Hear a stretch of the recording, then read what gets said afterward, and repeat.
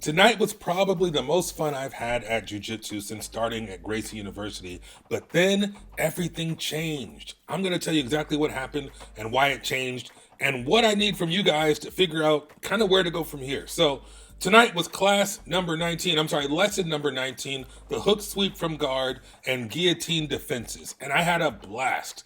Our instructor Lee made it so much fun. He was talking about cool looking moves, I think he called them ninja moves. And they were kind of like ninja moves because the hook sweep was something I had never done before. It's something I had never seen coming. It was something I didn't really know. And so it was a lot of fun to practice it and drill it. We did it with the regular variation, standard variation. Then we did it with like a force variation where it was more like a more dramatic push, if you will. And it was really cool. I really enjoyed it. And then when we were drilling the guillotine defense, of course, I've done this stuff before, but this is a little bit different. My guillotine defense that I trained in the past got me out of the guillotine, but didn't really take them all the way to the ground. This lesson, we went all the way to the ground, and then, of course, you can break the grip and pop your head out, and that's great. But our guy Lee showed us something a little bit different. He showed us a Von Flue choke. I've never done a Von Flue choke before, so this was like brand new and interesting and exciting for me. So it was a lot of fun going back and forth and drilling these moves that I'd never seen before, hadn't really done before.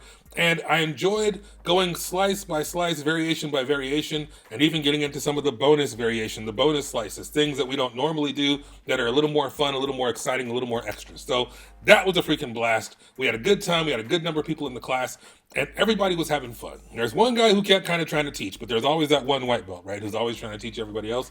But aside from that, it was fantastic. Had a lot of fun. And then afterward, I asked our instructor, Lee, I said, hey, man, is this, whatever the things we were drilling, this variation, is it going to be on the combatives test? And I hate to be like studying for the test, but my goal is to pass this test. And I'm a good student. I got a 4.0 at USC, right? Like, I'm pretty proud of myself. I think I'm pretty darn smart. So I'm like, yo, is this going to be on the test? And he's like, no, it's just the standard variation, whatever is going to be on the test. And I'm like, cool. But I kind of feel like I'm cramming a little bit. And so he asked me, he's like, well, how come? And I'm like, because I want to pass the test. He's like, when do you think you want to take it? I'm like, whenever I get all the requirements done, right? By my estimation, and of course, you know, I'm a list maker, I'm a planner.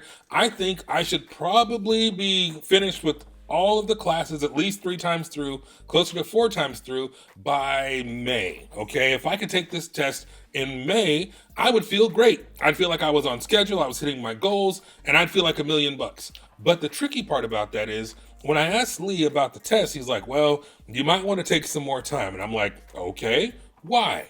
And he's like, well, a lot of people don't pass it on their first try. And I thought, really? Is it really that hard? Is it really that challenging? Because I know there's certain details you have to know. And of course, if you miss 10 things or whatever, you have to get a 90 to pass, right? Or you fail and you have to do it all over again. And he says, yeah, about 60 to 70% of people pass it on the first try, which means 40% of people fail the darn thing and have to go back and redo it and reshoot it. And I said, dang. And then when he said, if you want to get a 95, which is what you need to become an instructor someday, then it's even harder because then you can only make 5 mistakes. And I was like, well, dang, is it really that hard? Is it really that challenging? And he's like, yeah, it's tough. And I thought, well, darn. Because I'm kind of looking forward to this thing like, okay, I'm going to learn the techniques, I'm going to learn the moves, and I'm going to take the test. But if it's really that hard, then am I underestimating this thing? So I want to ask you guys, if you're watching this right now, please let me know in the comments if you've taken the combatives test.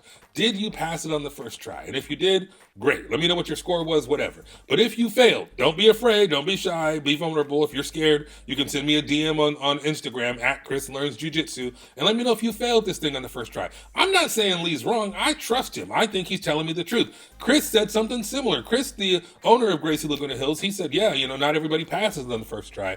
And I thought, am I underestimating this thing? Am I assuming it's going to be too easy?